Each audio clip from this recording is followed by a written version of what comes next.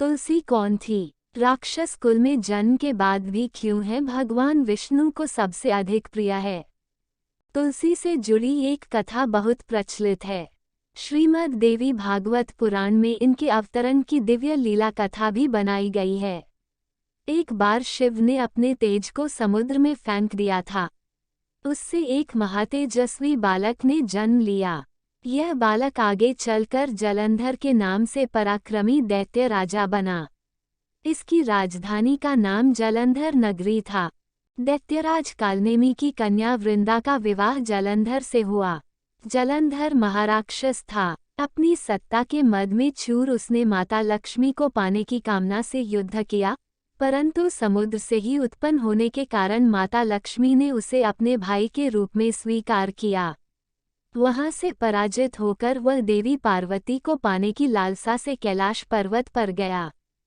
भगवान देवाधिदेव शिव का ही रूप धरकर माता पार्वती के समीप गया, परंतु मां ने अपने योगबल से उसे तुरंत पहचान लिया तथा वहां से अंतर्ध्यान हो गईं।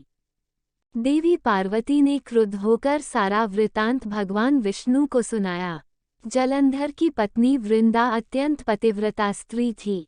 उसी के पतिव्रत धर्म की शक्ति से जलंधर न तो मारा जाता था और न ही पराजित होता था।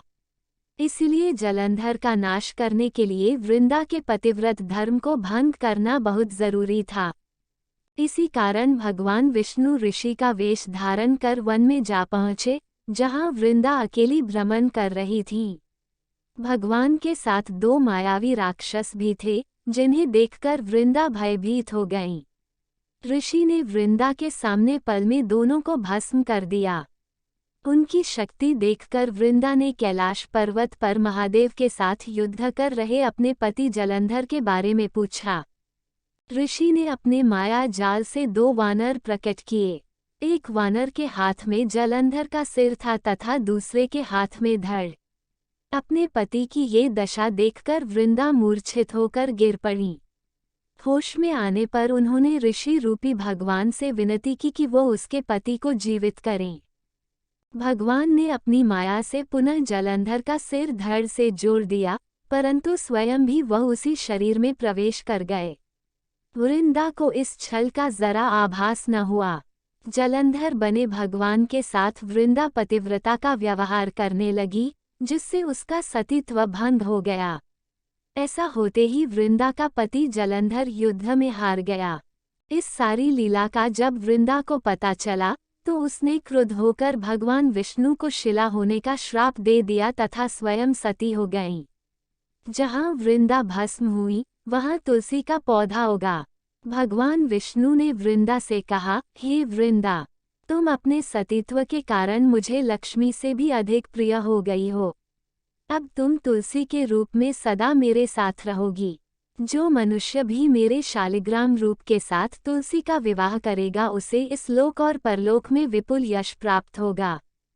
जिस घर में तुलसी होती है, वहाँ यम के दूत भी असमय नहीं जा सकते। गंगा व नर्मदा के जल में स्नान तथा तुलसी का पूजन बराबर माना जाता है। चाहे मनुष्य कितना भी पापी क्यों न हो, मृत्यु के समय जिसके प्राण मंजरी रहित तुलसी और गंगा जल मुख में रखकर निकल जाते हैं, वह पापों से मुक्त होकर वैकुंठ धाम को प्राप्त होता है। जो मनुष्य तुलसी व आंवलों की छाया में अपने पितरों का श्राद्ध करता है, उसके पितर मोक्ष को प्राप्त हो जाते हैं। उसी दैत्य जलंधर की यह भूमि जलंधर नाम से विख्यात है। सती वृंदा का मंदिर मोहल्ला कोट किशनचंद में स्थित है। कहते हैं इस स्थान पर एक प्राचीन गुफा थी, जो सीधी हरिद्वार तक जाती थी। सच्चे मन से 40 दिन तक सती वृंदा देवी के मंदिर में पूजा करने से सभी मनोरथ पूर्ण होते हैं।